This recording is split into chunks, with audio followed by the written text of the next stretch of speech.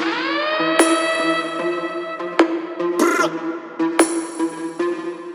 final day at GETshow, and this is where entertainment technology comes alive.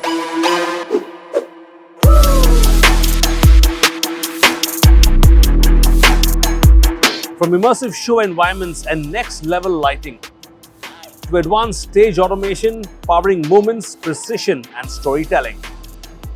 I explored flying systems, kinetic motors, rail-mount winches, bringing stage to life in ways we've never seen before.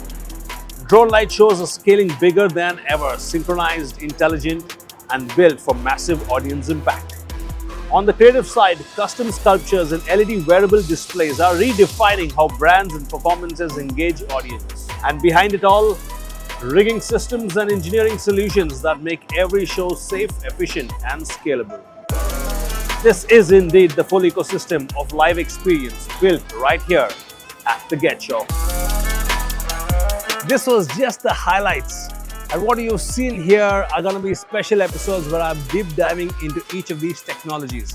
And if you want to see more and learn more about each of these technologies, make sure you subscribe, hit the bell icon, and stay tuned for some amazing tech on the Technologist.